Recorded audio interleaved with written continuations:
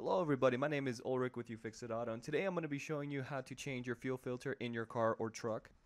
A clogged fuel filter can lead up to insufficient fuel flow going to the engine, which could cause damage to the engine, so it's good to swap these out every 30,000 miles.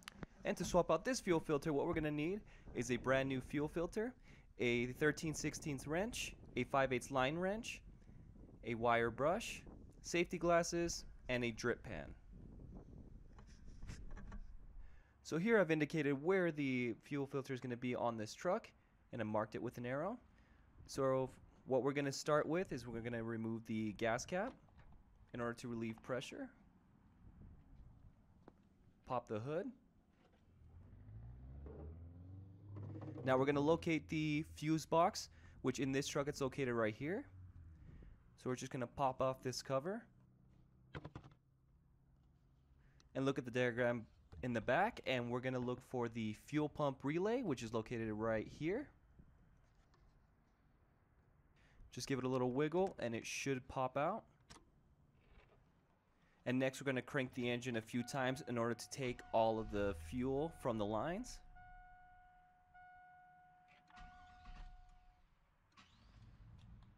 And now we're just going to throw the drip pan underneath.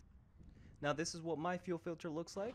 And what I'm going to do is I'm going to use a wire brush in order to remove the rust off of the lines, so that way my line wrench does not get stuck. And next we're going to take both wrenches and break the fuel lines loose. And I'm able to unscrew this by hand.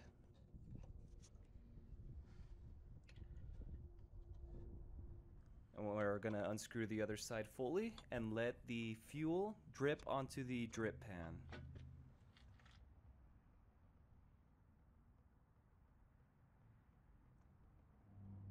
We're going to compare the two fuel filters here just to make sure that they're the same size and that they both take the same line on both ends. We're going to pay attention to the flow indicator here.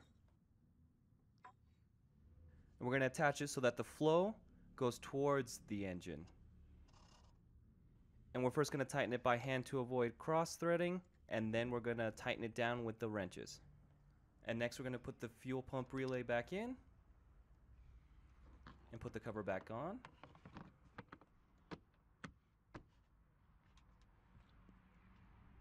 Put the fuel cap back in order to avoid an evap engine light. And next, the trick here is we're going to actually turn the key to the run position and not actually turn the engine on in order to prime the fuel pump. What you want to do is turn the key and listen for the fuel pump whine.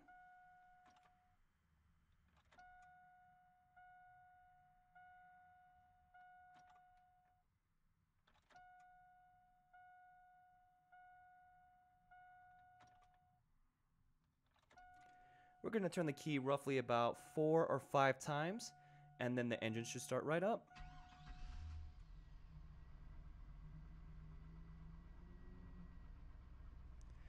After that, you're going to want to go underneath the car and visually inspect the fuel lines to make sure that there is no fuel leaking.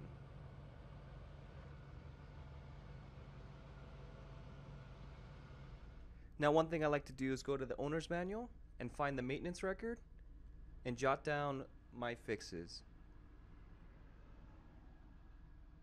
And that's it, everybody. Thank you guys so much for watching, and please, if you want to see this channel grow, then like, subscribe, and share.